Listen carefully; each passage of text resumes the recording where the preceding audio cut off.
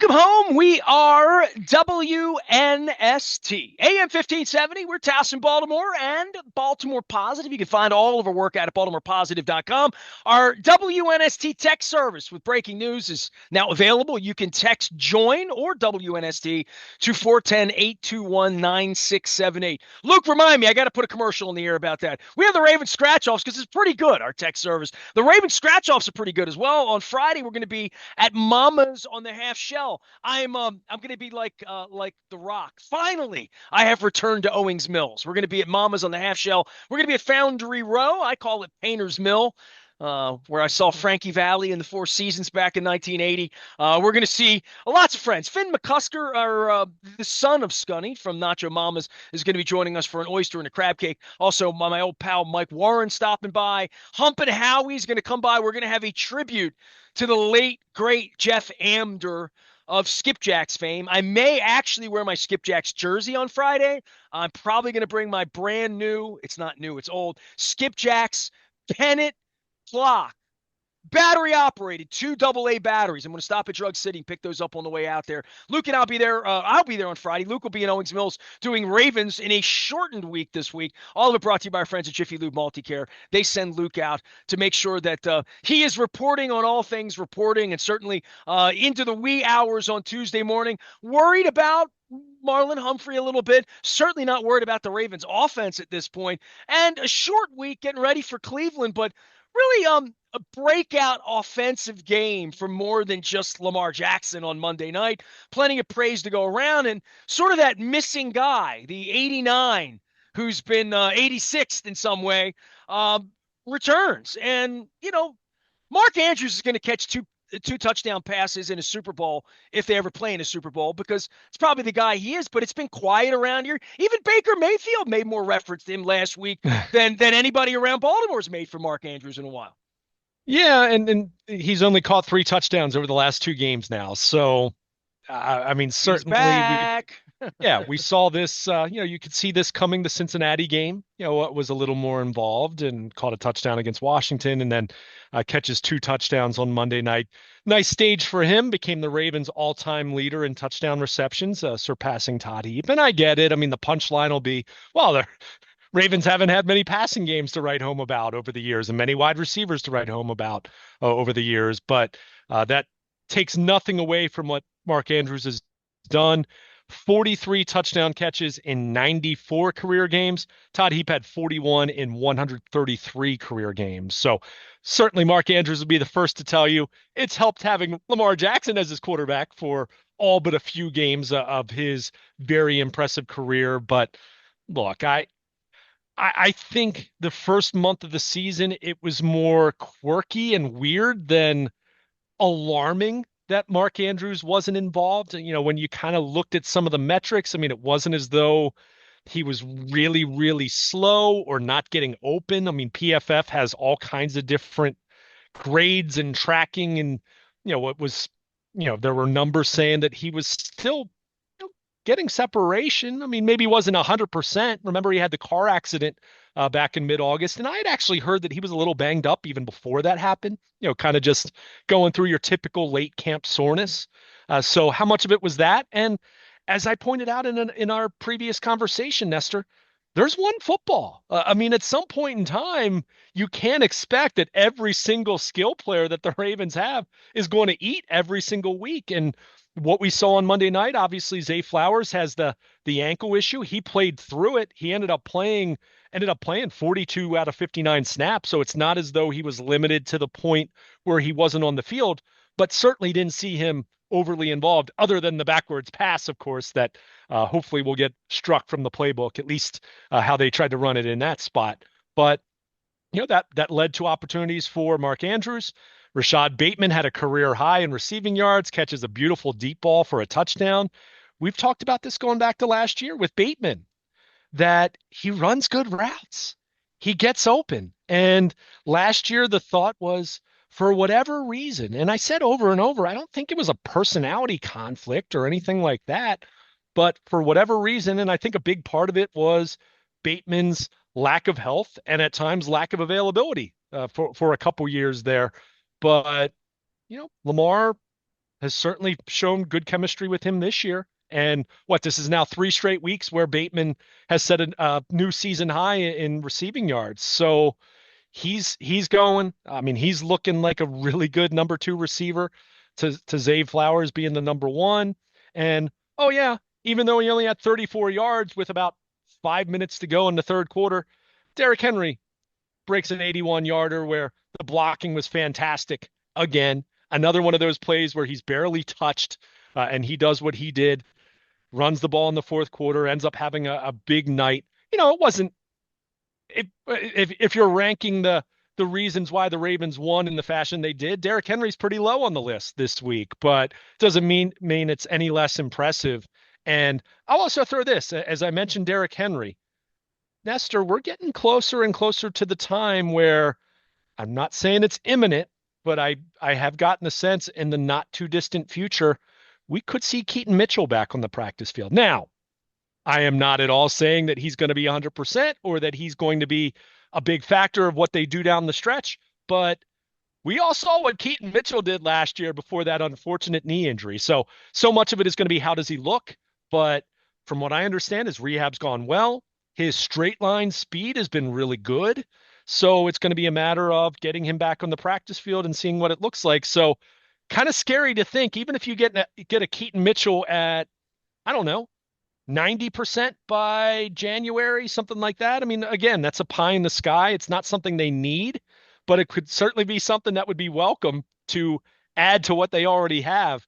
You throw him into the mix as a change of pace for Derrick Henry. So as it pertains to this offense, it really is on a weekly basis, kind of just feels like the rich get richer. I mean, they got to stay healthy. We know that. But even on Monday night, on the night when Zay Flowers was less than 100% and playing through that ankle, they didn't miss a beat. They didn't skip a beat with all these weapons that they have, beginning with Lamar Jackson, but so many other guys catching the ball, running the ball, doing the things that they need to do to have what, in my mind, is pretty clearly the best offense in the NFL.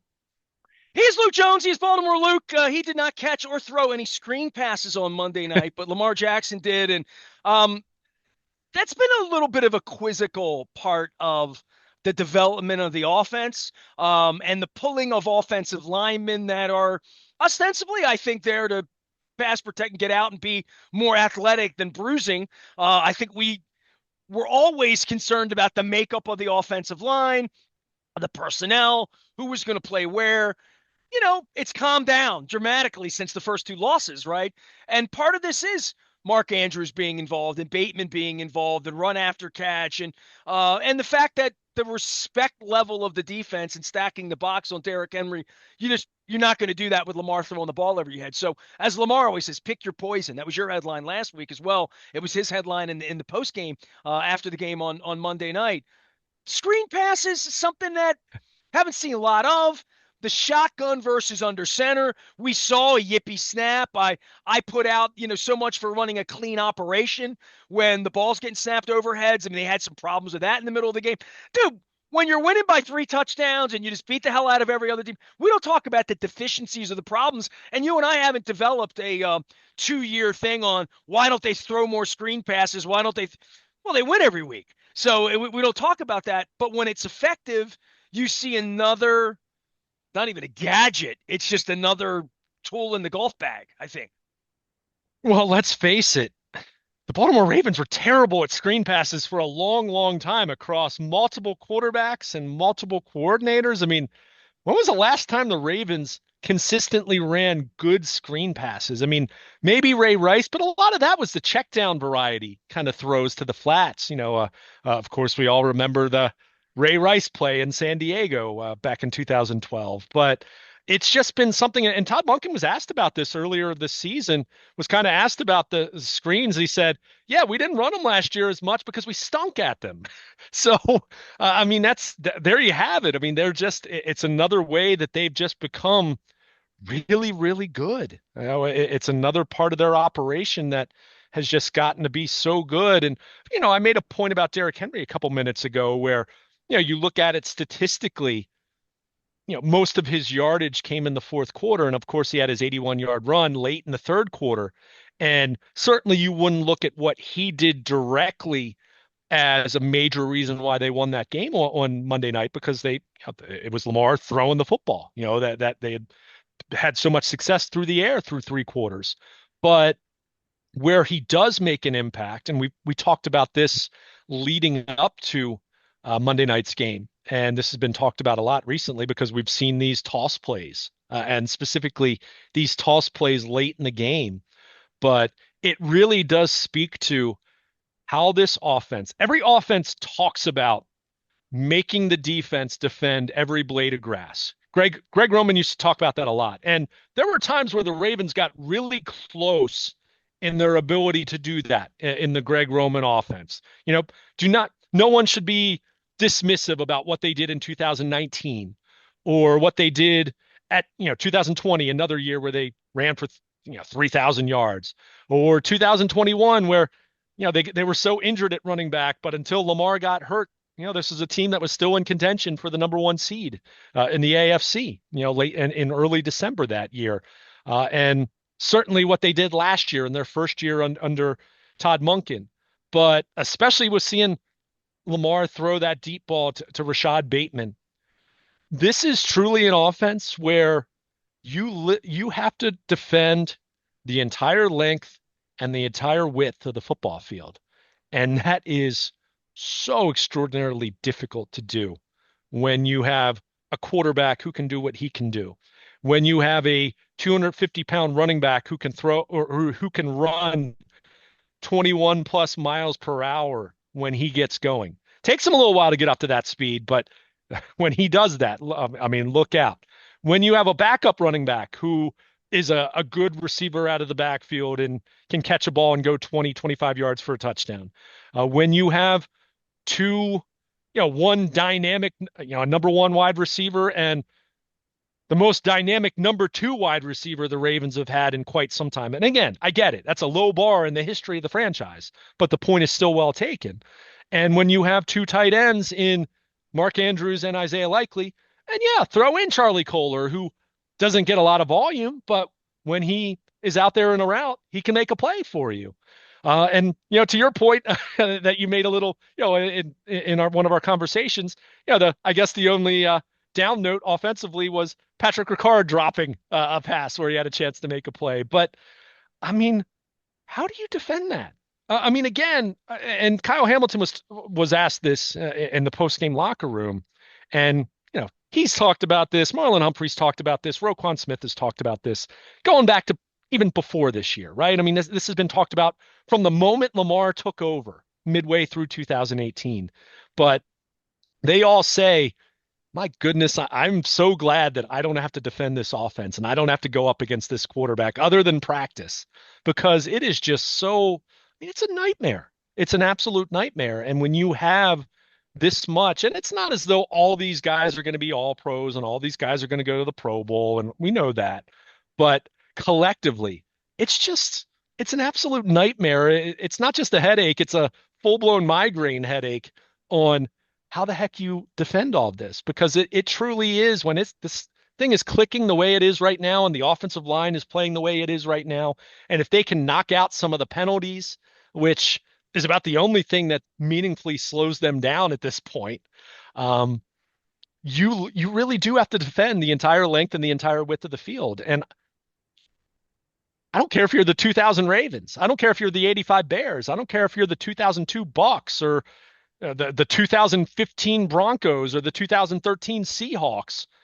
Any of those groups would have a heck of a time trying to slow this offense down. Well, it's not only that. You could slow it down at 9 out of 10 plays, but it's the one play that you don't. One play, right. I mean, it was so quick strike to me on Monday, which is different in regard to, I look up and they're up by 10 points, 14 points, and they haven't even played well, and they haven't put together drives. And they're not fluky plays. They're just plays where, like, you can't tackle them and the speed is there and somebody misses a tackle or somebody misses an assignment. And our defense is guilty of that. I mean, that's how we looked up, and Tampa was 10 points back in the game, and Godwin's out there getting hurt in the last 45 seconds because of just busted coverages, just complete busted coverages. And Lamar against the blitz, let's talk about that a little bit more in regard to screenplays in regard to just picking it up, identifying it. Got sacked a couple times early, right? A couple times early, they didn't have it together.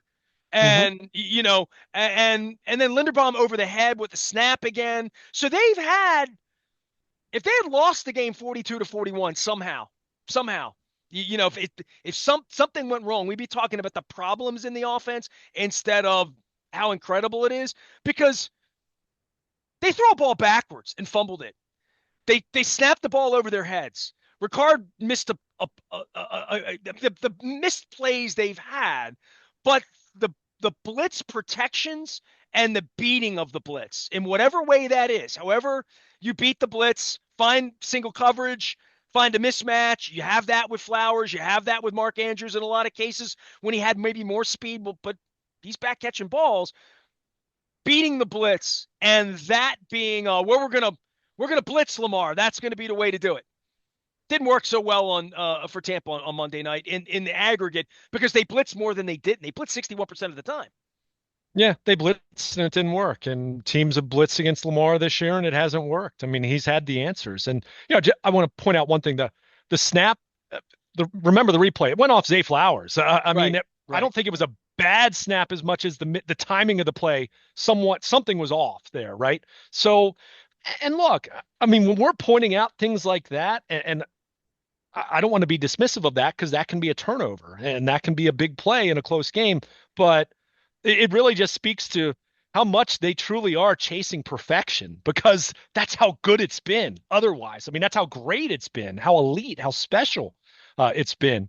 But yeah, I mean, you've got to clean those things up and you're going to have some hiccups here and there. Lamar's going to get sacked on occasion, and that's why it was so strange because I mean he had only been sacked 7 times in the first 6 games. He gets sacked on back-to-back plays on that first drive. I mean Well, there's it no was kind of harm in jarring, punting. We've been but punting in this sport for sure, 125 years. The harm is when you're Baker Mayfield, you drive the team down the field and you just throw the ball to Marlon Humphrey in the end zone. That's when, like, this sure, offense hasn't done that. That's how they're going to lose to the Chiefs, doing stuff like that. yeah. I mean that's how any team's going to lose, right? I mean look at when you see when the turnover margin is +2 for one team or the other, that team wins. What is it, 85% of the time, something like that. I mean, that's what you're talking about here. I mean, that's a basic principle of football. That whether it's 1980 or 2024. I mean, that the game's changed a lot since then, but that's something that still does apply most of the time. So they have to clean those things up. But getting back to the blitz, and I just think they have better answers in terms of their hots and throwing the backs or throwing a quick game or whatever it might be. They've been a cleaner operation since the first couple of weeks in picking that stuff up. It doesn't happen perfectly all the time. No team's going to be perfect with it, But but Lamar has to be the one to recognize is that in oh, real and time. but that's the thing. Yeah, I mean, Linderbaum has a factor in that as well. And obviously, you go through the course of your week. What are your answers? When they blitz, what's your answer here? What's your hot? What's your call here? So you scrimmage that and you prepare that. But when the bullets are flying, yeah, it's on your quarterback. And I think Lamar has just done such a fantastic job of recognizing, getting them in and out of plays. He has so much more autonomy at the line of scrimmage before the snap than he's had in the past. We saw that become more of a thing last year, and it's only continued in year 2 in the Todd Monken system. But I mean, he really the spectacular plays have always been there, right? I mean, Lamar's always been able to run. He's been from even as go back to his rookie year, his first year, he's been a better passer than people would give him credit for. He's gotten way better since then, let's be clear, but he's always been better than his biggest detractors would say he's been in that way. But his just overall command of the operation at this point, I mean, he's running the show. Now, is he running it to the degree of late career Peyton Manning or late career Tom Brady? No, but what quarterback is doing that? You're talking about Hall of Famers amongst Hall of Famers right there. But I'll say this. I mean, he's in charge. I mean, he's running the show. You can see times where they're checking from a pass to a run. They're flipping the formation. I mean, they're doing all those things. So yeah, there are elements to this offense that are built into I guess, quote, help the quarterback. But why wouldn't you run a lot of play action? Why wouldn't you run a lot of pre-snap motion? I mean, these are principles that all quarterbacks should use, right? So it's not, oh, well, Lamar needs this. No, it's not that at all.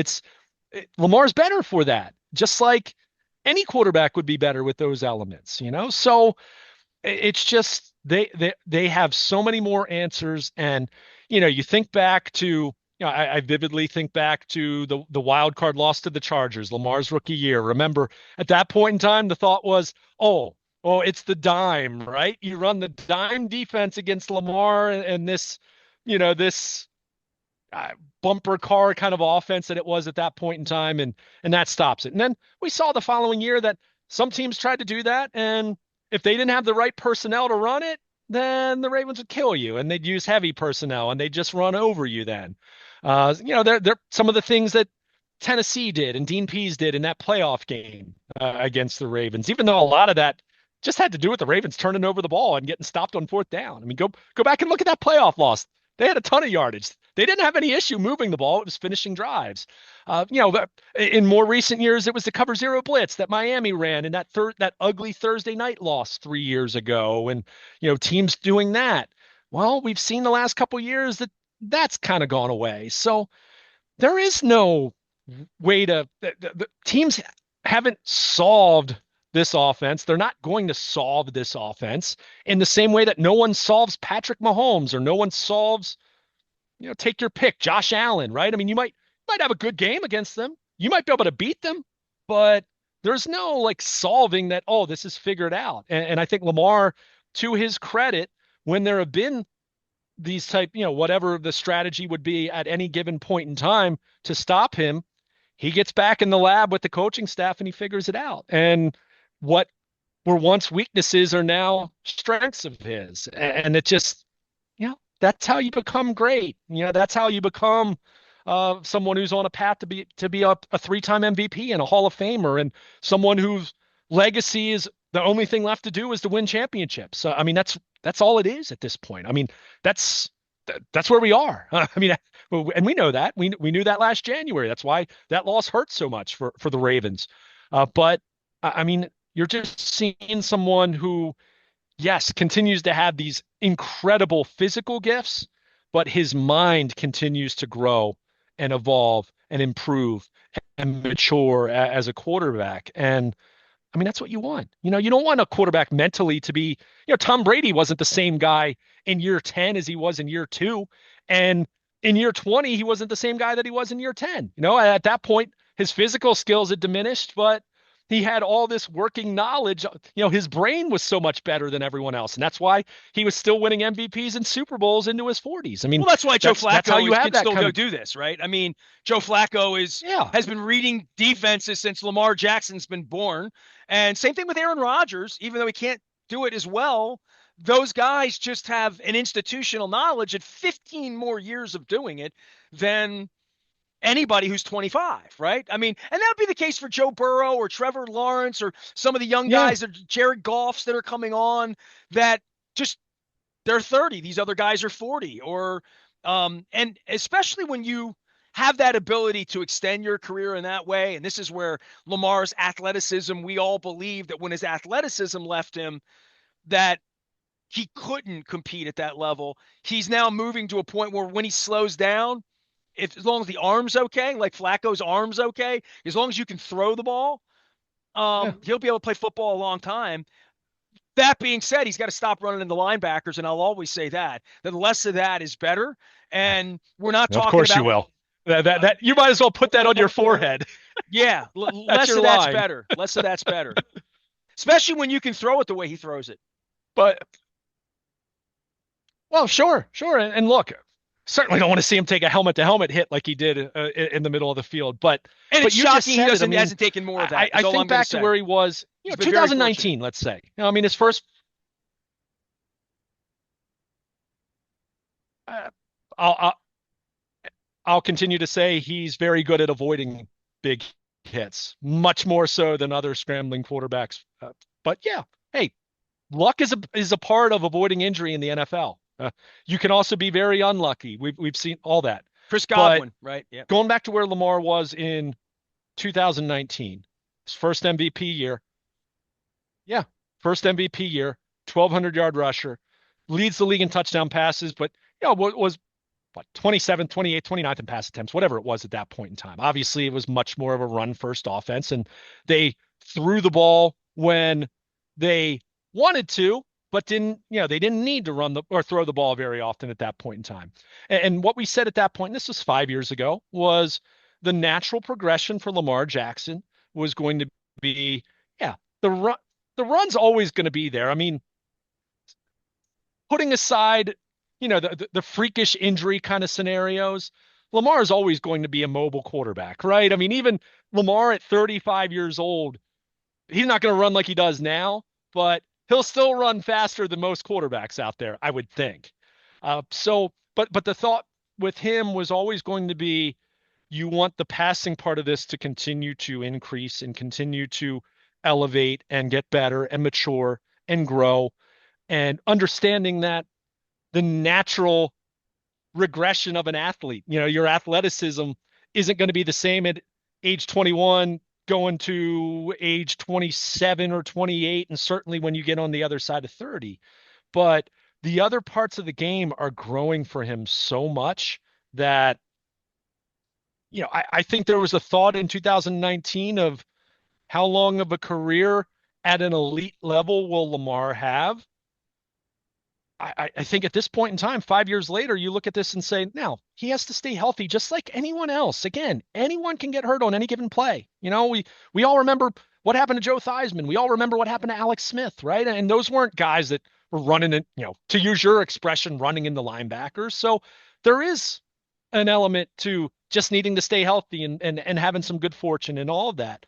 But putting aside those scenarios, you look at how this quarterback is playing. I mean, there's no reason to think Lamar can't do this for a really long time, and what he continues to do as a passer. I mean, the rushing has been there. We've seen him put up big numbers in terms of passing touchdowns. Nestor, go look at how many passing yards Lamar has in the league. I want to say I was looking at this before we started our segment. I don't have it in front of me now. I think he's sixth in the NFL in passing yards. Sixth or seventh, somewhere like that. So not only is the efficiency still through the roof, he's now doing it from a volume standpoint at a level that he wasn't being asked to do previously. And, oh, yeah, that's even with Derrick Henry in the backfield for him to hand him the ball. So, I mean, this is just such a high-level operation across the board. And, it's not, oh, well, he's a great dual-threat quarterback. Yes, he is.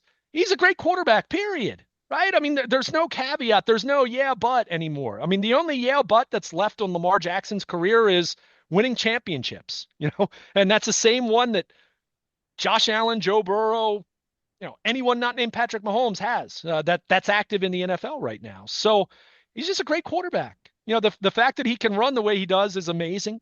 And the fact that he continues to improve and is becoming such an elite passer at this point in time. I mean, it's so impressive. I can't say enough, but he'd be the first to tell you that he's not alone and he's getting more help. And he has Derrick Henry, and he has, he's had Mark Andrews from the beginning of his career, but he has an emerging, very viable number one wide receiver in Zay Flowers, certainly the best wide receiver that he's played with. But Rashad Bateman's coming on, we've seen it with Isaiah Likely. I mean, they're very deep, and it's a good operation. And Todd Monken is, I mean, to borrow the Greg Roman expression, he's certainly in his vault. Yeah, there's a play every now and then, or there can be a play calling sequence every now and then where you scratch your head. I mean, no one's going to be perfect, but I mean, this is very high level stuff across the board that they're running at this point in time. And I mean, people will say, okay, well, they're not in true passing sets that much.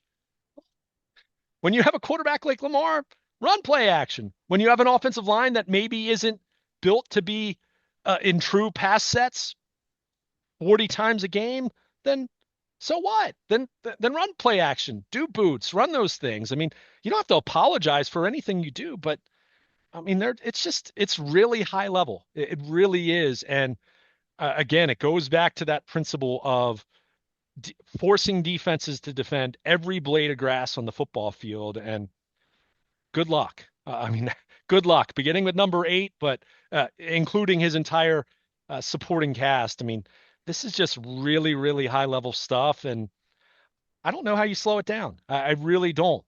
Short of the Ravens beating themselves, you have to be aggressive.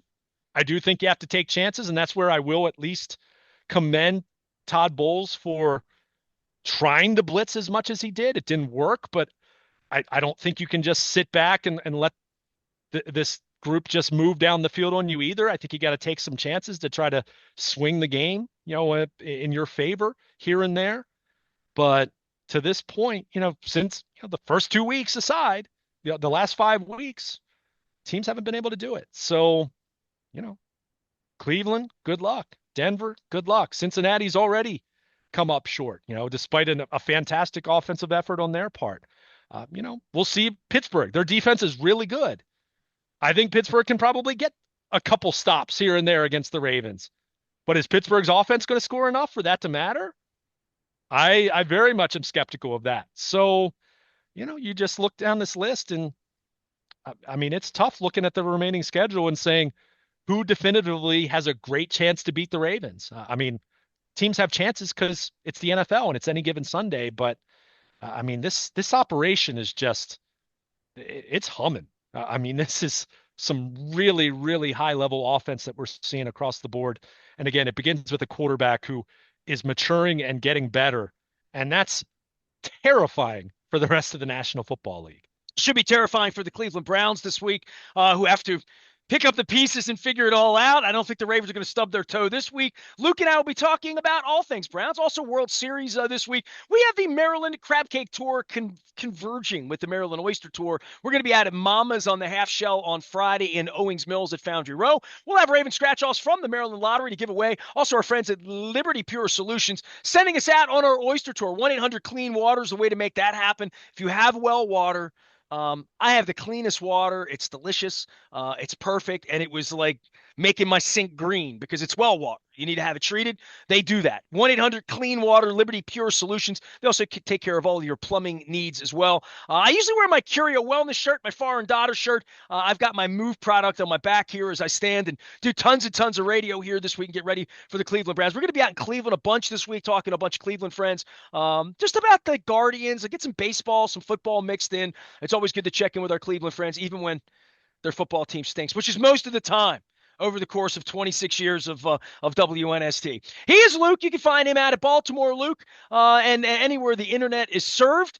We are serving up Royal Farms coffee every morning, real fresh, real fast, as well as that fried chicken in the afternoon. All of our sponsors have just been rolling out the carpet for our oyster and our crab cake tour. We're going to get back down to Pizza John's. I was there over the weekend for some pizza and some cheesesteaks. I didn't get a proper cheesesteak there last week. I'm wearing my Fadley shirt. We're going to be back down at Fadley's for Christmas, as well as Coco's. All the places that ship crab cakes for the holidays that we work with, including Costas. We'll be telling you about that as we get up onto Thanksgiving and onto Christmas. It is a great Halloween week. The Ravens are back in first place. Things are well. Everybody's healthy. Marlon Humphrey aside. Might even get Keaton Mitchell back. And we'll be talking football here during a short week and getting ready for the World Series. I am Nestor. He is Luke. We are WNST AM 1570, Towson, Baltimore. And we never stop talking Baltimore positive.